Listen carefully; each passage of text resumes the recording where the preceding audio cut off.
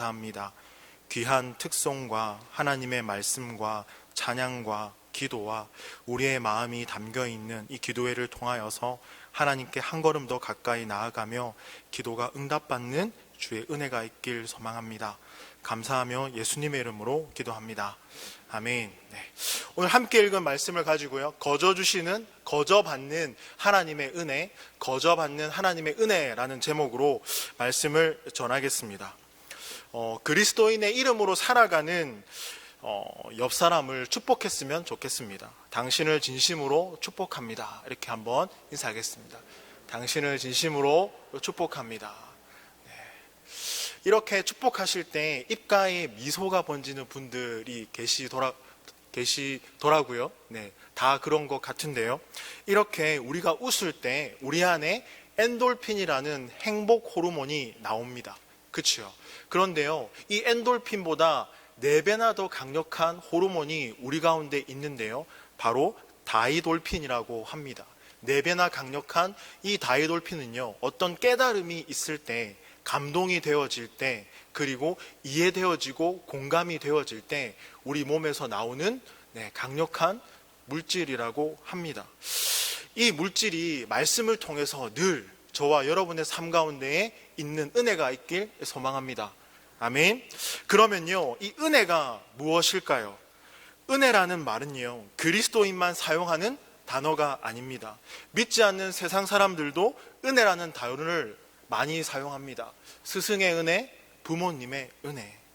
특별히 교회 다니는 사람들은요, 이 은혜라는 이 단어를 여러 가지 의미로 사용합니다. 예를 들면 이렇게 되겠죠.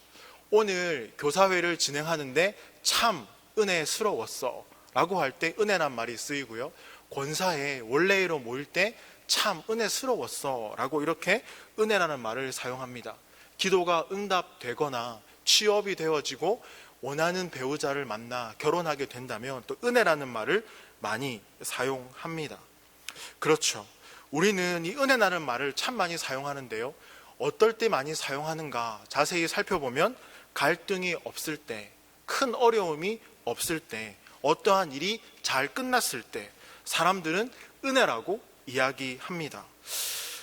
잘 생각해 보면요, 이 은혜는 절제와 겸손이라는 의미를 담고 있는 것 같기도 합니다. 왜냐하면요, 제가 3가지 경우를 예로 한번 들어보겠습니다. 어떠한 일을 하는데 내가 거의 다 했습니다. 한 100%라면 99% 내가 다 했지만 그럼에도 불구하고 주님이 하셨습니다. 그렇죠. 조금은 겸손하고 절제된 표현이기도 합니다. 이런 분은 없으시겠죠. 50%는 주님이 하셨고요, 50%는 제가 했습니다. 그럼에도 불구하고 이것 또한 은혜입니다. 3번째의 경우는요, 저는 거의 한 일이 없습니다. 모두가 다 주님이 하셨습니다. 이럴 때 은혜라는 말을 우리는 사용합니다. 이렇든 저렇든 어찌되었든 은혜라고 할 때는 무언가 이루어지고요, 얻었고 누리고 하나님으로부터 무언가 받았을 때 은혜라는 말을 우리는 사용합니다. 그러면 반대의 일도 있겠죠. 은혜가 되지 않을 때, 뭔가 일이 꼬이고 자연스럽게 되지 않고 뭔가 지연되고 기도 응답도 되지 않는다면 우리는 스스로에게 이렇게 질문해 본 적이 없습니까? 하나님의 은혜가 왜 나와 함께 하지 않습니까? 왜 하나님의 은혜는 나에게 있지 않습니까? 아무개 집사님에게는 참 많이 은혜를 주시는 것 같은데 왜 저에게는 주님 은혜가 주시지 않습니까? 저는 여기서 하나를 발견하게 되는데요, 그것이 무엇이냐면 오늘을 살아가는 우리 성도들에게 이 기복주의 신앙과 맞물려서 복과 행운과 운수가 섞여 있는 것은 아닌가라는 생각이 들었습니다. 믿는 사람이건 믿지 않는 사람이건 운이 좋다, 행운이다, 재수가 좋다, 이런 말들을 좀 사용하지 않습니까? 그런 부분들을 은혜와 결부시키지는 않는가, 우리는 한번 돌아볼 필요가 있다고 생각되어집니다. 특별히 어린아이들은요, 무조건 은혜를 줘야, 그리고 받아야 은혜인 줄 압니다. 왜냐하면 성숙하지 못하고요, 아직까지 어린아이이기 때문입니다. 어린아이들에게 있어서 어떤 물건을 가지고 있었을 때 그것을 뺏으면 어떻게 될까요? 난리가 나죠. 5살짜리 조카에게 과자를 좀 주겠니라고 물으니까 안 돼요 라고 하더라고요. 이 두 손에 쥐고 있으면서 자기 먹을 것을 눈으로 또 보고 있고, 그렇게 자기 먹을 것을 악착같이 그렇게 보는 걸 봤습니다. 왜 그럴까요? 성숙하지 못하고 아직 성장하지 않았기 때문입니다. 그런데 우리들도 마찬가지로 어린아이와 같이 우리가 움켜쥐고 잡고 있는 것을 내려놓지 못할 때가 있는 것 같습니다. 누군가 내가 움켜쥐고 잡고 있는 것을 빼앗아 가면 원망스럽고요, 내 안에 분노의 감정이 일어나기도 합니다. 믿음 생활을 오래 했건 적게 했건 받고 누리는 것을 싫어할 사람이 있겠습니까? 그럼에도 불구하고 믿음 생활을 하면서요, 우리는 희생과 섬김을 꺼리는 것 같습니다. 은근히 이런 기대를 하고 있는 것 같습니다. 뭐 받을 것 없나? 주님, 저에게 뭐 해주실 것 없으세요? 그 대상이 사람이건 하나님이건 말입니다. 뭐 주실 것 없으세요? 왜 주님 안 주세요? 그러다가 우리의 기도가, 우리의 사역이 뭔가 뜻대로 되지 않으면 공동체나 성도들에게 실망합니다. 그리고 그 원망은요, 고스란히 하나님께 옮겨갑니다. 왜 하나님은 나에게 은혜를 주시지 않으십니까? 왜 나에겐 주시지 않습니까? 성경에서 이야기하는 이 은혜가 세상 사람들이 이야기하는 운과 복과 행운과 섞여서 마치 그것이 은혜인 것처럼 생각하는 게 오늘을 살아가는 우리들의 모습은 아닌가 생각해 보게 됩니다. 그러면 사도 바울은요, 이 은혜에 대해서 무엇이라고 말할까? 오늘 본문을 통해서 살펴보길 원합니다. 사랑하는 우리 온누리교회 성도님들, 늘 주님의 은혜 가운데 계십니까? 한 분 대답하셨습니다. 늘 주님의 은혜 가운데 계십니까? 3분이 웃으셨습니다. 네, 그렇습니다. 왜 나에겐 주지 않을까? 바울은요, 당시 자기 자신에게 그리고 초대교회 성도들에게 이 질문을 던집니다. 도대체 은혜가 무엇입니까, 주님? 사랑하는 성도 여러분, 하나님의 은혜가 무엇입니까? 하나님을 믿기 때문에 그리스도의 제자로 살아가기 때문에 당연히 주시는 게 은혜 아닙니까? 그렇게 생각하는 것 같습니다. 그런데요, 그 은혜 이면에는 고난도 있습니다. 외로움도 있고요, 아픔도 있고 상처도 있습니다. 사도 바울은 도대체 이 은혜가 무엇인가 늘 고민하고 그 당시 성도들에게 질문을 던집니다. 은혜가 무엇인가? 그렇게 고민하는 끝에 사도 바울은 은혜가 무엇인가 깨닫게 됩니다. 그 은혜가 형통하고요, 기도 응답이 되고요, 잘 되는 것이 아니라 사도 바울은요, 복음을 전하는 데 있어서 핍박과 고난과 외로움과 상처와 마주해야 됐습니다. 그리고 감옥에 가야만 했습니다. 그렇게 삶이 꼬이고 자기의 일이 지연되고 하나님이 없는 것 같지만 그렇게 살아가면서 그는 질문합니다. 그의 삶의 현장에서 하나님의 은혜가 무엇입니까? 아, 이것이 정말 은혜이구나. 한번 따라해 보겠습니다. 예수 그리스도. 맞습니다. 그것이 우리에게 주어진 하나님의 은혜입니다. 이것을 쉽게 말하면요, 예수 그리스도 그 한 분만으로 나는 충분합니다. 그 예수 그리스도 한 분만으로 나는 만족합니다. 여호와는 나의 목자시니 내게 부족함이 없으리로다. 예수 그리스도만 내 옆에 있다면, 그분과 함께만 할 수 있다면 나는 충분하고 만족합니다. 바울은 이렇게 이 고백을 하고 있습니다. 이미 주님께서 십자가 사건을 통해서 우리를 사랑해 주시고 은혜를 주셨지 않습니까? 그래서 저는 감옥에 있어도 괜찮습니다. 주님, 내 질병을 낫게 해주지 않으셔도 내 마음이 사역 가운데 복음을 전하는 가운데 연약하고 무너지고 낙심되어도, 내가 돌을 맞고 환난과 핍박 가운데 있더라도, 나와 함께 있던 사역하는 사람들이 나를 배신하고 떠날지라도 나는 괜찮습니다. 주님만 나와 함께 계시다면요. 왜냐하면 이미 충분한 사랑을 사도 바울은 받았고요, 그 사랑을 앞으로도 계속해서 받을 것을 알고 있었기 때문입니다.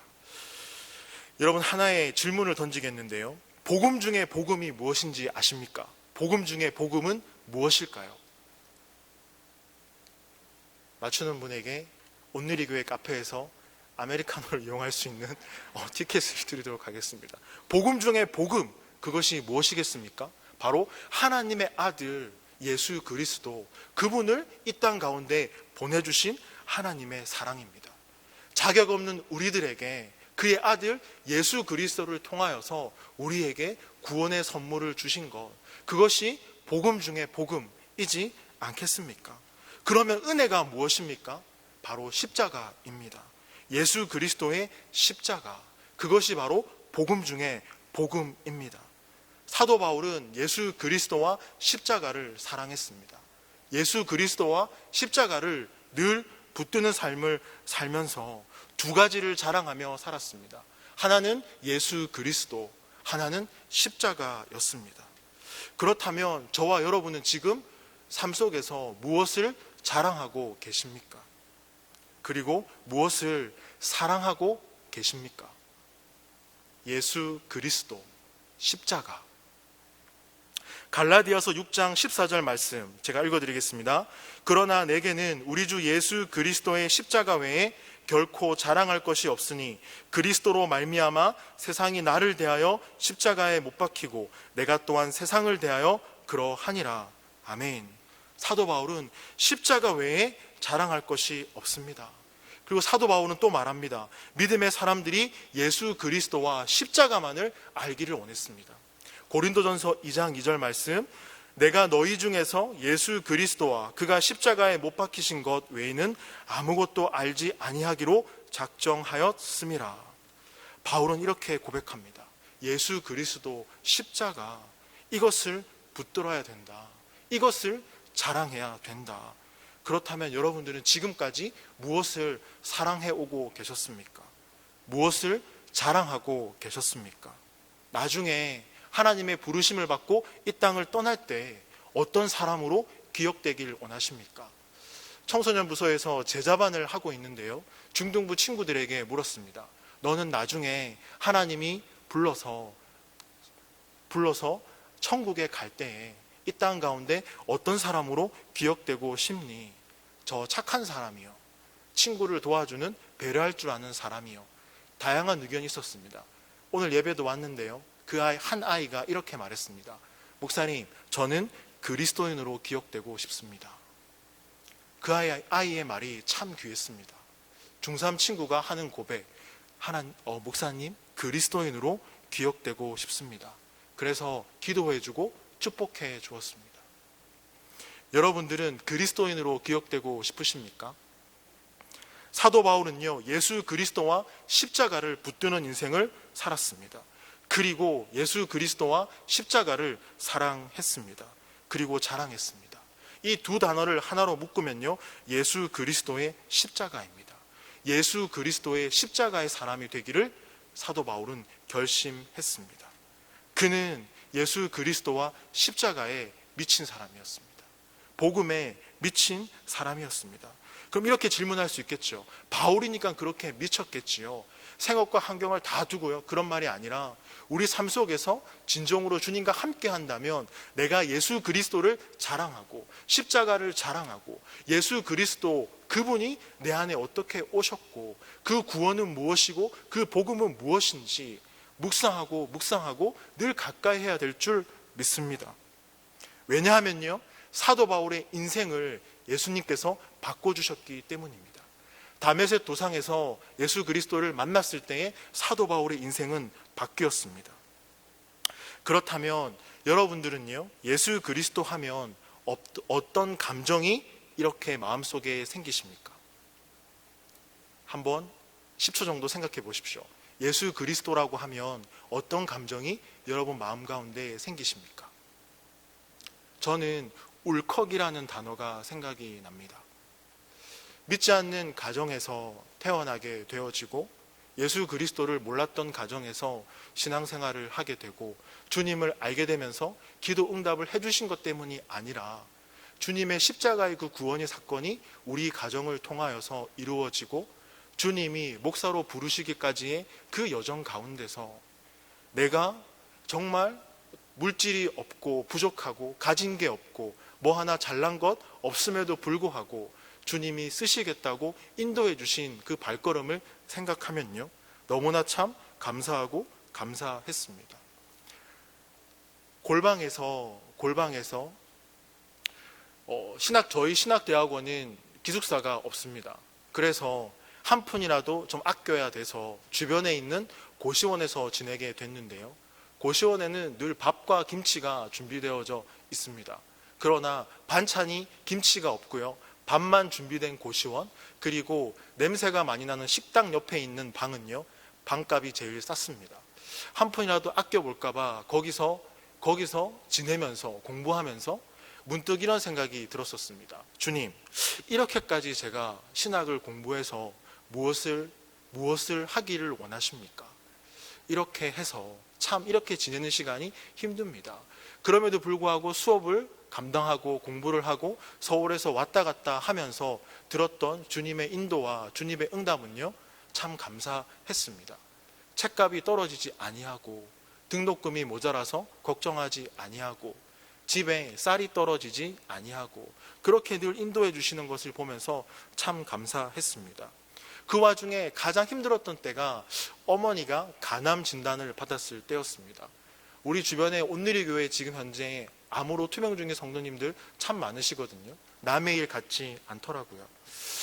그때 병원비, 수술비를 어떻게 마련해야 됩니까, 주님? 참 많이 힘들었던 신대원 2학년의 시절이었습니다.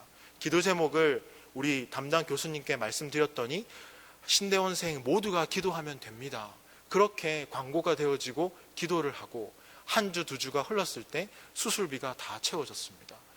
참 그렇게 인도하시는 걸 보고 나를 모르는 누군가가 나의 어머니를 위해 자기의 지갑을 열고 마음을 열고 내 손을 잡고 가고 함께 기도합시다라고 응원해 주는 것, 이러한 은혜는요, 우리 그리스도인 안에밖에 없습니다. 주님의 은혜와 그 사랑 안에 늘 이렇게 거하시는 저와 여러분이 되길 소망합니다. 그러면요, 오늘 우리가 읽은 본문에 이 비밀이 있습니다. 로마서 3장 23절 말씀 다 같이 한번 읽어보겠습니다. 시작. 모든 사람이 죄를 범하였음에 하나님의 영광에 이르지 못하더니. 오늘 함께 읽은 말씀에 보면 모든 사람이 죄를 범하였다라고 사도 바울이 고백하고 있는데요, 이 말씀은 방향을 잃었다, 길을 잃었다라고도 해석할 수가 있습니다. 이 방향과 길을 잃었다라고 말하는 이 사도 바울의 본문에 이어서 이사야는요, 당시 이스라엘의 백성들의 상황을 이렇게 설명합니다. 이사야 53장 6절 말씀, 우리는 다 양 같아서 그릇 행하여 각기 제 길로 갔거늘. 이스라엘 백성들이 길을 잃고 다 자기가 원하는 길로 갔다고 말합니다. 사도 바울은 초대교회 성도들에게 오늘 이렇게 말합니다. 로마서 3장 23절 말씀을 통해서요, 우리는요 다 길을 잃었습니다. 방향을 잃었습니다. 그렇게 길을 잃고 방향을 잃고 가다 보면요, 우리는 관계의 길을 잃어버리게 됩니다. 어떻게 사랑해야 되는지, 어떻게 화해해야 되고, 어떻게 용서해야 되고, 어떻게 함께해야 되는지, 이 관계의 벽을 만나게 됩니다. 우리 옆 사람에게 이렇게 한번 말했으면 좋겠습니다. 관계가 회복되길 소망합니다. 네, 가정과 공동체와 셀에서 이러한 회복이 있길 소망합니다. 자, 그러면서요, 이러한 방향을 잃은 이 길을 가다가 우리는요, 신앙생활을 하다가 또한 신앙의 길을 잃어버리기도 합니다. 신앙의 연수가 5년, 10년, 20년, 30년이 되었다 할지라도 어떠한 때에요, 말씀을 읽는 법, 기도하는 법, 찬양하는 법, 하나님께 나아가고 예배하는 것, 기본적인 것조차 되지 않는 우리의 모습을 만나게 됩니다. 신앙의 길을 잃어버린 우리의 모습을 우리는 만나게 됩니다. 그리고 믿음의 여정 가운데 우리는요, 삶의 의미를 잃어버리기도 합니다. 수고하고 무거운 짐진 자들아 다 내게로 오라. 여기에 수고는요, 너의 힘을 다해 최선을 다해 살아가는 그 삶으로는 되지 않는다라고 주님은 말씀하십니다. 내게로 오라라고 하는데 우리는요, 우리가 살아가기를 원합니다. 내가 어떤 일을 해야 됩니다. 주도적으로 해야 되고요, 참여해야 되고요. 내가 빠지면 내 마음속에 스크래치가 생깁니다. 아, 왜 나는 빠지지? 왜 내가 이거밖에 안 되나? 왜 그럴까?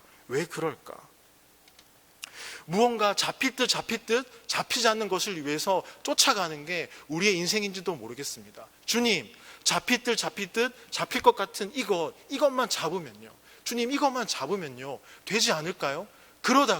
그러다가 어느덧 하나님의 부르시는 그날이 되는 것지도 모르겠습니다. 여러분 혹시 어린아이들과 숨바꼭질 해보신 적이 있으신가요? 어린아이들과 숨바꼭질 하면 어떻습니까? 아이가 술래를 하고요. 이제 숨게 되지요. 그런데 꽁꽁 못 찾도록 숨습니까? 여기 숨으면 이 아이가 정말 나를 못 찾을 거야 라고 숨는 경우는 거의 없습니다. 그렇게 숨는다면 그분은 어른이 아니겠지요. 그죠? 그리고 꽁꽁 숨어서 아이들이 숨은 우리를 찾지 못하면요. 삼촌, 엄마 어디 있어요? 못 찾겠어요. 나 안 할래. 나 갈래. 이럽니다. 그러면 속으로 내가 너가 못 찾는 곳에 숨어 있어. 나를 한번 찾아봐. 이렇게 우리 말하는 어른들 없잖아요. 그죠? 인기척을 냅니다. 여기 있어. 여기. 그래도 아이는 못 찾습니다. 아이 앞에 가서 여기 있는데 이렇게 하기, 와 찾았다. 뭐 이렇게 하지 않습니까? 그렇죠? 기독교는요 이와 같습니다. 주님이 우리가 주님을 찾아가는 게 아니고요. 말씀이신 진리이신 예수 그리스도 그분이 우리를 찾아오는 것, 그것이 바로 기독교입니다. 그걸 위해서 하나님께서 육신의 옷을 입은 그의 아들 예수 그리스도를 이 땅 가운데 보내주셨습니다. 알아보라고요. 내가 여기 있다. 알아보라고요. 그런데 길을 잃고 방황하며 어디로 갈지 모르는 성도를 위해서 주님을 보내주셨습니다. 그것이 바로 주님의 은혜입니다. 사도 바울은 그래서 이 은혜를 강조하고 우리에게 말씀해주고 있는 것입니다. 우리가 힘들고 어려울 때, 어떠한 고난 가운데 있을 때 바다 위를 걸으시면서 제자들을 찾아가셨던 주님의 모습처럼, 두려움에 떨면서 있는 제자들을 찾아가셨던 주님의 모습처럼 우리를 찾아와 주시는 것, 그것이 바로 은혜이고 주님의 사랑입니다. 그러면 사도 바울은요, 도대체 십자가에서 어떤 일이 일어났길래 사도 바울이 이것이 은혜이고 사랑이다라고 우리에게 말해줄까요? 사도 바울은 우리에게 이렇게 이어서 말해주고 있는 것 같은데요.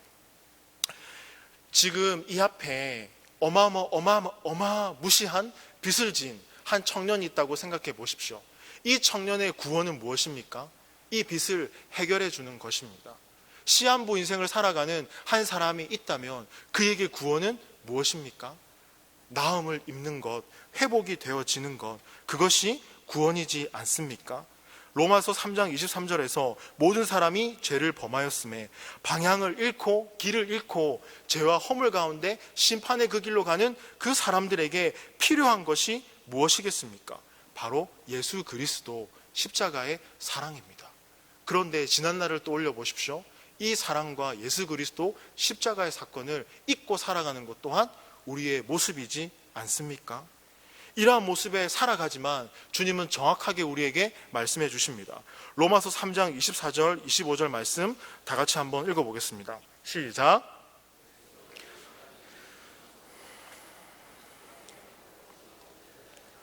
얻은 자 되었느니라. 이 예수를 하나님이 그의 피로써 믿음으로 말미암은 화목제물로 세우셨으니 이는 하나님께서 길이 참으시는 중에 전에 지은 죄를 간과하심으로 자기의 의로우심을 나타내려 하심이니. 아멘. 이 말은요, 한 줄로 쓰면은 이렇습니다. 인간을 향한 하나님의 사랑이 모든 것을 주시는 은혜로 십자가에 나타났습니다. 오늘 설교를 한 문장으로 만들면 이렇습니다. 인간을 향한 하나님의 사랑이 모든 것을 주시는 은혜로 십자가에 나타났습니다. 방향을 잃고 살아가는 우리에게 십자가의 그 사랑으로 우리에게 보여주시고 나타나셨다는 것입니다. 그러면요, 이 십자가의 자리는요, 화해의 자리며 사랑의 자리입니다. 우리 하나님의 입장에서 우리를 용서하는 자리고요, 우리 사람의 입장에서는요, 죄를 탕감받고 용서받는 자리입니다. 십자가의 하나님의 사랑의 절정입니다. 십자가는 하나님 사랑의 절정입니다. 우리에게는 은혜의 자리의 절정입니다.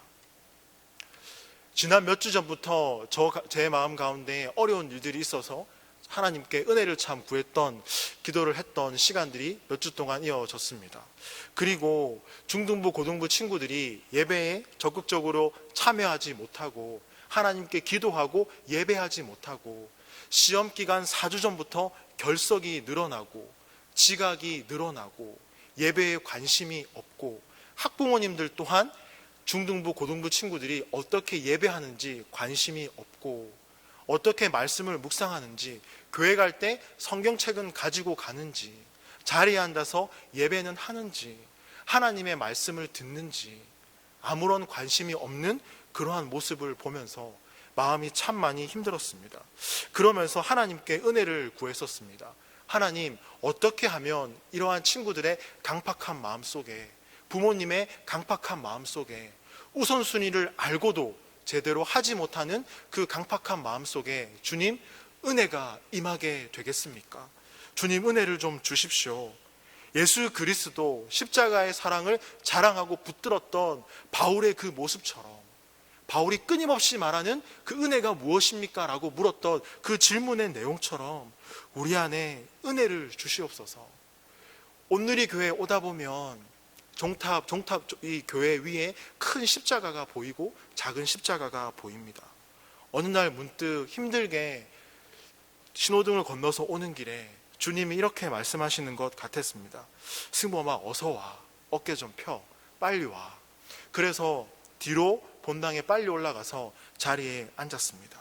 앉자마자 아버지 기도합니다가 아니라 주님 저 왔어요. 이 기도가 먼저 나왔습니다. 어서 오라고 하셨죠. 오늘 뭔가 은혜를 주실 것 같습니다. 여러분들은 어떻게 기도하십니까? 하나님 아버지라고 기도하시죠. 제 기도가 이상할 수도 있겠지만요, 그날은 제가 목사 장승범이 아니라 어린아이 같은 장승범처럼 기도했던 것 같습니다. 주님 저 왔어요.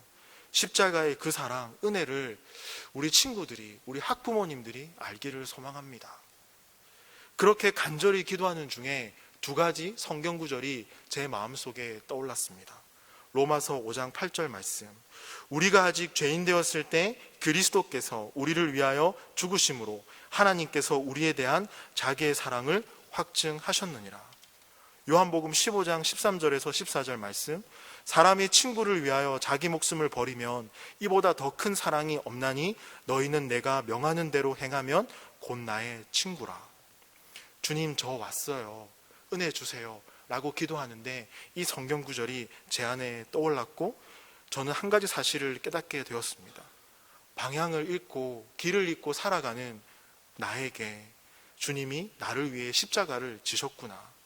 여전히 이기적이고 나만 생각하고 나의 유익을 구하고 그렇게 생활하는 나를, 나 같은 사람을 친구라고 불러주시는구나.